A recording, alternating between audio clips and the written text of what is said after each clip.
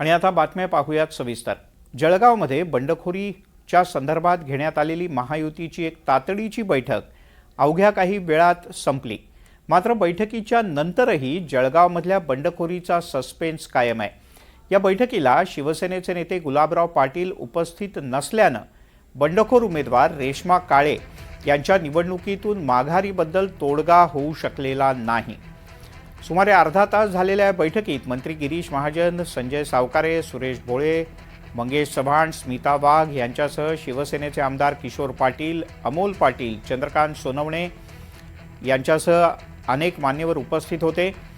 जळगावमध्येही बंडखोरीबद्दल तोडगा निघाला नसल्याने गिरीश महाजन यांनी मात्र दावा केलाय की याबद्दलची अंतिम भूमिका उपमुख्यमंत्री एकनाथ शिंदे स्पष्ट करतील।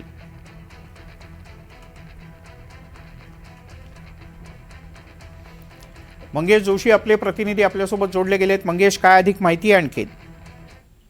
नक्कीच मिलिंदजी, ज्या पद्धतीने नाशिकचा तिढा सुटल्यानंतर जळगावमधील बंडखोरी रोखण्यासाठी कुठेतरी गिरीश महाजन यांच्याकडनं जे आहेत आता प्रयत्न केले जात आहे। आणि याच पार्श्वभूमीवरती जे आहे हॉटेल सिल्वर पॅलेस या ठिकाणी तातडीची जी बैठक आहे ती बोलवण्यात आलेली होती। या बैठकीला महायुतीचे आमदार खासदार या ठिकाणी उपस्थित होते।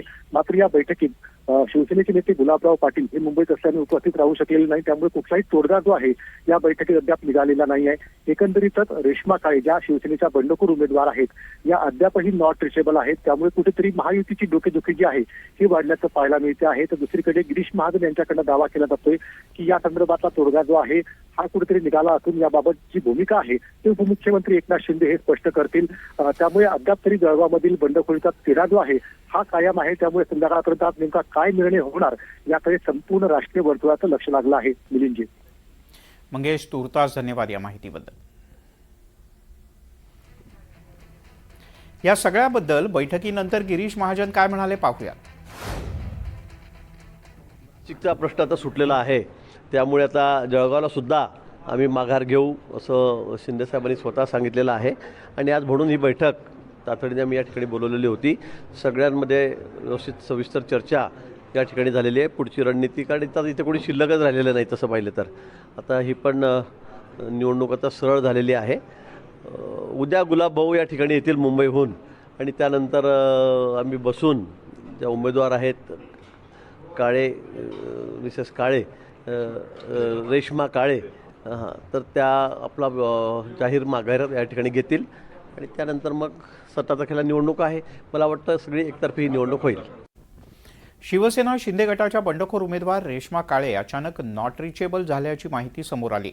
मात्र तांत्रिक कारणास्तव रेश्मा काळे यांचा फोन बंद असल्याची माहिती शिवसेनेच्या महिला प्रमुख सरिता कोल्हे यांनी दिली आहे। याबद्दल सरिता कोल्हे यांच्याशी फोनवर संपर्क साधलाय आमचे प्रतिनिधी मंगेश जोशी यांनी।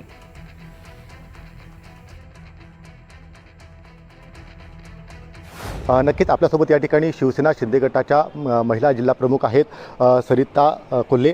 ताई नमस्कार, NDTV मधून मंगेश जोशी बोलतोय। हा दादा, नमस्कार। ताई, जय महाराष्ट्र। ज्या पद्धतीने आता खरं तर चर्चा रंगलेली आहे की रेश्मा काळे या खरं तर नॉट रिचेबल आहेत आणि त्यांच्याशी कुठलाही संपर्क होऊ शकत नाही आहे। काय नेमकी सध्या आता रेश्माताई कुठे आहे आणि काय? हा दादा, त्यांचा फोन बऱ्यापैकी त्यांची मुलं खेळतात वगैरे तर तो बंद राहतो 1 तास 2 तास, नंतर ते चालू करतात। त्या एक गृहिणी देखील आहेत, तर तो फोन त्यांचा चालू पण होत राहतो, तर त्या नॉट रिचेबल वगैरे नसतील। पण ज्या पद्धतीने आता खरं तर काल गिरीश महाजन जे आहेत हे नाशिकचा तिढा सोडवल्यानंतर जळगावमध्ये दाखल झाले। त्यांनी रात्री बैठका देखील घेतल्या आणि जळगावमधील देखील तिढा जो आहे हा सुटलेला असल्याचं म्हटलेलं आहे। आणि एकनाथ शिंदे थोड्या वेळात त्यांच्या निवडणुकीच्या रिंगणातून माघारीबाबत त्या ठिकाणी स्पष्ट करतील असं देखील त्यांनी म्हटलेलं आहे।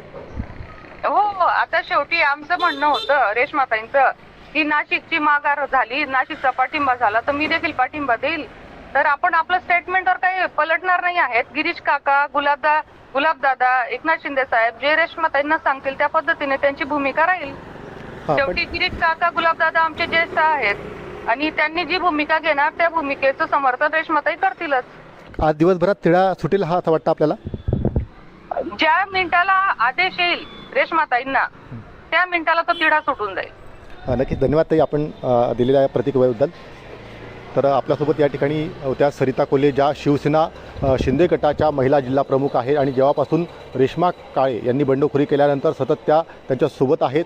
मात्र ज्या पद्धतीने आता या संपूर्ण प्रकरणामध्ये जे आहे रेश्मा काळे या नॉट रिचेबल असल्याची चर्चा आहे, मात्र त्यांचा फोन काही ठिकाणी बंद असेल असं मत जे आहे या ठिकाणी सरिता कोल्हे यांनी व्यक्त केलेला आहे. आणि त्यानंतर आता ज्या पद्धतीने पक्षश्रेष्ठींचा आदेश हा त्यांच्यासाठी मान्य असेल आणि पक्षश्रेष्ठींचा आदेश आल्यानंतरच रेश्मा काळे या निवडणुकीतून माघार घेतील अशी स्पष्ट भूमिका जी आहे ती सरिता कोल्हे यांनी स्पष्ट केलेली आहे. मात्र तुर्तास तरी रेश्मा काळे यांच्याशी आता संपर्क होऊ शकत नाही आहे. त्यामुळे रेश्मा काळे यांची नेमकी भूमिका काय आहे हे अद्याप समोर आलं नसलं तरी मात्र पक्षश्रेष्ठींच्या आदेशानंतर रेश्मा काळे या निवडणुकीच्या रिंगणातून माघार घेऊ शकतात अशी देखील शक्यता जी आहे, अशी देखील संकेत सरिता कोल्हे ज्या शिवसेनेच्या महिला जिल्हा प्रमुख आहेत त्यांनी या ठिकाणी फोनवर बोलताना दिली आहे.